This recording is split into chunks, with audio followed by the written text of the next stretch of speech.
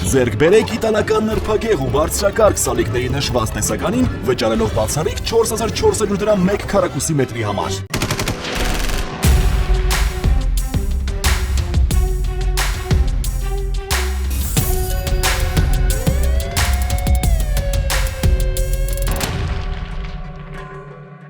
Հունիսի 26-ին համացանցում հրապարակված ձայնագրությունում առկա են առերևույթ փաստական տվյալներ այն մասին, որ մի խումբ անձինք գործելով նախնական համաձայնությամբ իրավաբանական հետևանքներ առաջացնելու նպատակով համացանցում տեղադրել են Նիկոլ Փաշինյանի հատուկ հանձնարարականը ԱԱԾ եւ քննչական պետերին վերտառությամբ արհեստական բանականության միջոցով ստեղծված կեղծ ձայնագրություն, որում Հայաստանի վարչապետն իբրև թե կոնկրետ քրեական վարույթով հանձնարարություններ է տալիս իրավապահ մարմինների ղեկավարներին, նախաձեռնել է քրեական վարույթ։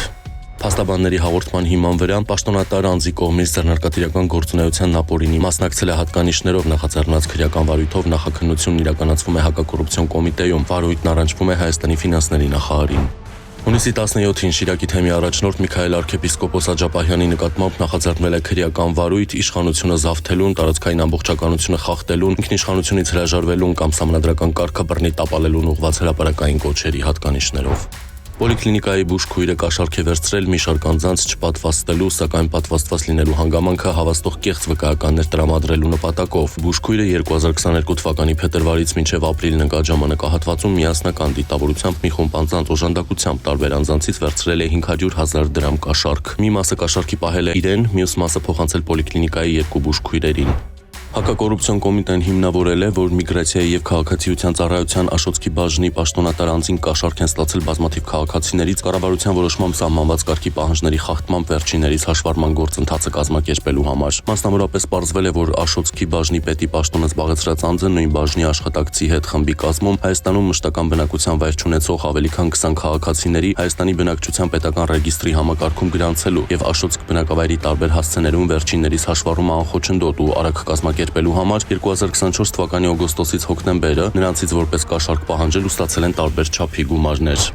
Հունիսի 24-ին Արարատ քաղաքի ոսկու կորզման ֆաբրիկա Բանավանում անձնական հարցերի շուրջ վիճաբանություն է տեղի ունեցել Արարատի մարզի բնակիչներ, եղբայրներ 41-ամյա Աշոտի եւ 45-ամյա Արտակի ու 16-ամյա Գեղամի հետ, որի ժամանակ էլ Արտակն իր մոտ եղած դանակով հարվածել է երեխային, վիրավորը տեղափոխվել է հիվանդանոց։ Օպերատիվ հետախուզական միջոցառումների արդյունքում հունիսի 24-ին բաժինն է ներկայացել օտարերկրացի 21-ամյա մի երիտասարդ, նա Ռուսաստանի իրավապահների կողմից հետախուզվում էր մի քանի հանգամանքների մեղադրանքով։ Երևանի բարեկները Արցախի Պողոտայի եւ Գարեգին Նժդեի փողոցի խաչմերուկում ձերբակալել եւ բաժին են տեղափոխել օտարերկրացի մի կնոջ, նրա անձնական խոզարկությամբ հայտնաբերվել է շուրջ 11 գրամ սպիտակ բյուրեղանման զանգվածով փաթեթ։ Հունիսի 24-ին ոստիկանություն զանգահարած քաղաքացին հայտնել է, որ Նոր Խարբերդ գյուղի մատուռի մոտ զենգզինամթերք է թողել։ Ոստիկանության ծառայողները հայտնաբերել են ինքնաձիգ հրացան 5.45 տրամաչափի 18 փամփուշտով լիցքավորված պահեստատուփ F1 տեսակի նռնակի պայթուցիչ տարբեր տրամաչափերի 233 փամփուշտ։ Հունիսի 26-ին տեղեկություն է ստացվել, որ ծայրահեղձանն ախտորոշմամբ Մասիսի հիվանդանոց է տեղափոխվել մի քաղաքացի, որտեղ գիտակցության չգալով մահացել է։ Նա 27-ամյա Խորենն է, ով աշխատում էր ներքին գործերի նախարարության ոստիկանության բարեկային ծառայության Արարատի մարզի գումարտակի առաջին վաշտում որպես բարեկ։ Ըստ նախնական տեղեկությունների նա ինքնասպանություն է գործել։ Հունիսի 26-ին Արագածոտնի մարզի բնակիչ 45-ամյա Զավենը իր վարածքի ամակնիշի ավտոմեքենայով հյուսիս-հարավ ճանապարհի դեռևս չժահագործվող հատվածում վրայերթի է ենթարկել տղամարդ հետիոտնին, վարորդը փախուստի չի դիմել, զանգահարել է շտապ օգնություն, որը տեղում արձանագրել է հետիոտնի մահը։ Հունիսի 26-ին Երևանի Արտաշիսյան փողոցում բախվել են Lexus, Tesla եւ Nissan մակնիշի ավտոմեքենաները։ Lexus-ը կողաշրջվել է, 3 հոգի տեղափոխվել հիվանդանոց։ Հունիսի 25-ին Վանաձորի Բանյոյի եւ Տիգրան Մեծ փողոցների խաչմերուկում բախվել են Opel Zafira մակնիշի ավտոմեքենան եւ Zil մակնիշի բեռնատարը։ Բարեբախտաբար տուժածներ չկան։